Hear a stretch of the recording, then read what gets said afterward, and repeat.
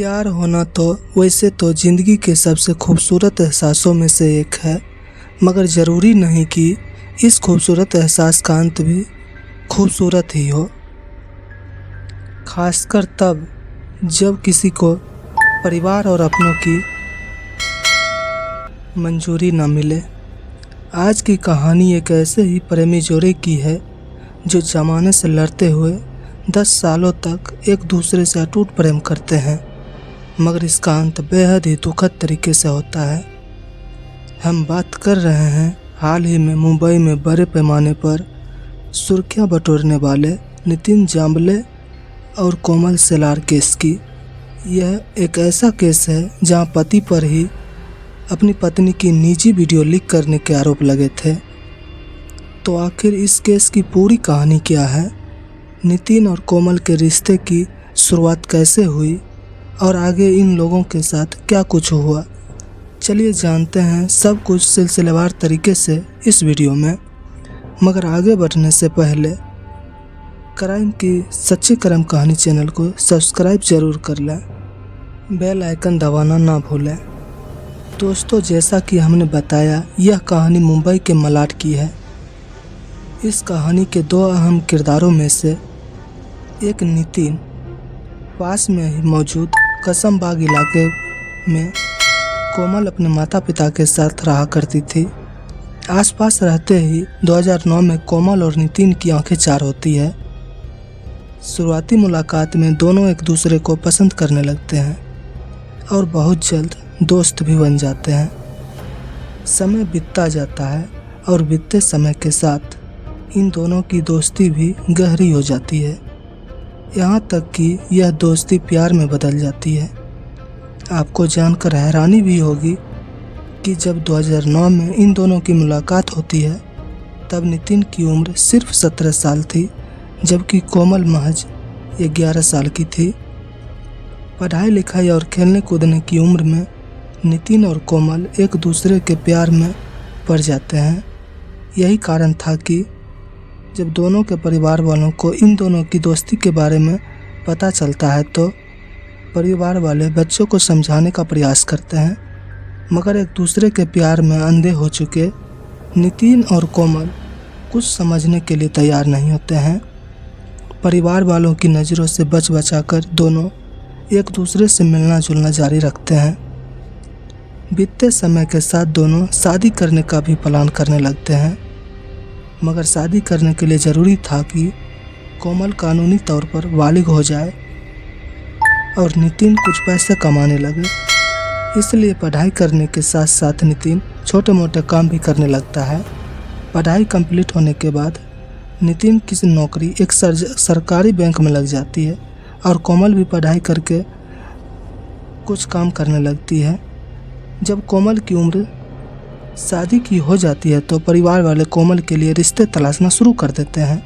दूसरी तरफ नितिन के परिवार वाले भी उस पर शादी का दबाव बनाने लगते हैं, मगर दोनों ही परिवार वालों की मर्ज़ी से शादी करने के लिए रेडी नहीं होते हैं। और फिर 2018 में अचानक कोमल और नितिन अपने अपने घरों से गायब हो जाते हैं, क्योंकि कोमल और नितिन दोनों एक साथ ही गायब हुए थे और इन दोनों के प्यार से उनके जानने वाले लोग अनजान नहीं थे। इसलिए तुरंत समझ आ जाता है कि यह दोनों शादी करने की नीयत से भागे हैं। होता भी कुछ ऐसा ही है। खबरों के मुताबिक नितिन और कोमल भागने के बाद मलाड में ही लिव इन रिलेशनशिप में रहने लगते हैं। जब दोनों को साथ रहते हुए कुछ समय बीत जाता है तो कोमल और नितिन शादी करने का फैसला करते हैं। नितिन और कोमल दोनों ही अपने अपने परिवार वालों से शादी के सिलसिले में बात करते हैं, मगर दोनों के परिवार वाले इस रिश्ते से मना कर देते हैं। दोनों परिवार वालों को मनाने की कोशिश भी करते हैं, मगर उनकी मेहनत नाकाम रहती है। अंत में यह दोनों पास के ही मंदिर में जाकर बिना परिवार वालों की और मौजूदगी में दोनों शादी कर लेते हैं। शादी के बाद कोमल और नितिन खुशी खुशी एक साथ रहने लगते हैं, मगर यह खुशी ज़्यादा दिनों तक नहीं टिक पाती है, क्योंकि शादी के बाद अचानक से दोनों की ज़िंदगी ज़बरदस्त तरीके से करवट लेती है। दोनों की शादी को अभी मुश्किल से 1 साल भी नहीं हुआ था कि दोनों के बीच आए दिन लड़ाइयाँ झगड़े शुरू हो जाते हैं। 1 साल बाद ही बात इतनी बिगड़ जाती है कि कोमल नीतीश का साथ छोड़कर अलग रहने लगती है। हालांकि कुछ महीनों बाद आपस में बातचीत करके मामले को दोनों सुलझाते हैं और फिर साथ रहने लगते हैं, मगर लड़ाई झगड़े का सिलसिला रुकने का नाम ही नहीं लेता है। यह सब होते हुए आ जाता है साल 2024। तारीख थी 29 दिसंबर 2024। मुंबई नई साल के आने की तैयारियां कर रहा था, तो दूसरी तरफ नितिन अपने 15 साल के पुराने प्यार को खून से रंगीन करने की खौफनाक साजिश में लगा हुआ था।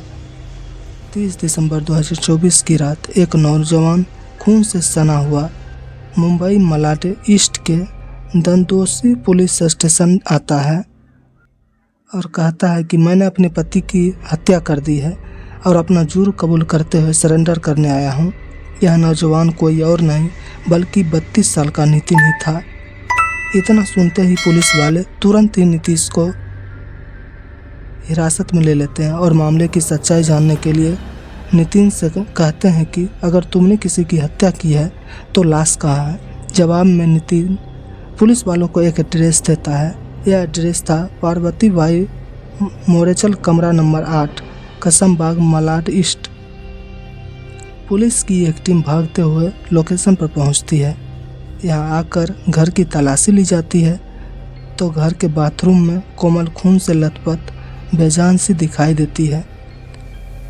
पुलिस वाले तुरंत ही कोमल को लेकर स्थानीय अस्पताल जाते हैं। यहाँ 25 साल की कोमल को डॉक्टर द्वारा डेथ ऑन अराइवल घोषित कर दिया जाता है। कोमल के परिवार वाले को कोमल की मृत्यु की जानकारी दे दी जाती है।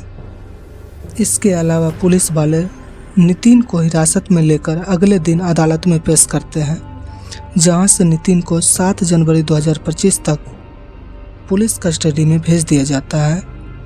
पुलिस के लिए सबसे ज़रूरी था हत्या के मोटिव का पता लगाना, इसलिए नितिन से हत्या के कारणों को समझने के लिए पुलिस वाले पूछताछ करते हैं। इस पूछताछ में नितिन जो दावा करता है वह काफ़ी हैरानी भरा था।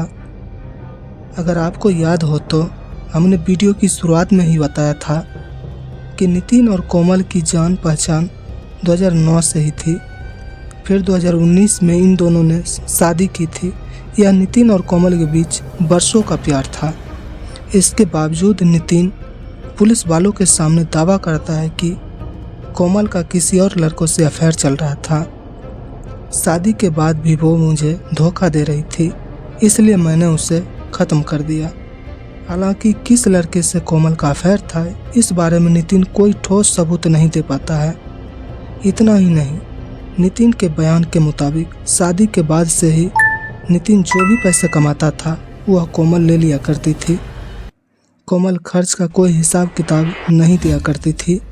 कुल मिलाकर इन दोनों की लड़ाई में सबसे बड़ी वजह पैसा थी। नितिन को कोमल पर शक हो गया था कि वह पैसा लेकर शायद किसी दूसरे लड़कों पर खर्च करती है। बस यही शक समय के साथ और भी रिश्ते को कमज़ोर करता चला जाता है। एक तरफ पैसों की वजह से इन दोनों के बीच अक्सर लड़ाई होती थी, तो दूसरी तरफ इन दोनों का साथ देने वाला कोई नहीं था, क्योंकि परिवार वालों ने पहले ही इन दोनों को अपनाने से मना कर दिया था। नितिन और कोमल को उम्मीद थी कि शायद उनके परिवार वाले उन्हें अपना लेंगे, मगर शादी के बाद भी ना तो कोमल के परिवार वालों ने और ना ही नितिन के परिवार वालों ने इस रिश्ते को मंजूरी दी। इसका भी नतीजा होता है कि इन दोनों के बीच के झगड़े को कम होने की बजाय बढ़ते ही जाते हैं, क्योंकि उन्हें समझाने वाला कोई नहीं था। इन दोनों के रिश्तों में तनाव और ज़्यादा बढ़ जाता है जब कोमल नितिन पर यह आरोप लगाते हैं और FIR दर्ज करवा देती है कि नितिन ने जानबूझकर अपना ही पत्नी की निजी तस्वीरें और वीडियो की ऑनलाइन लीक कर दिया है। हालांकि इस FIR के बाद पुलिस जांच में बहुत कुछ सामने नहीं आता है और मामला ठंडा पड़ जाता है, मगर रिश्तों में यह एक ऐसी करवाहट घोलता है जिसका अंत बेहद ही दुखद तरीके से होता है।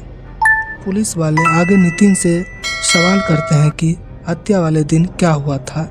इसके जवाब में नितिन कहता है कि पिछले काफ़ी समय से दोनों अलग रह रहे थे।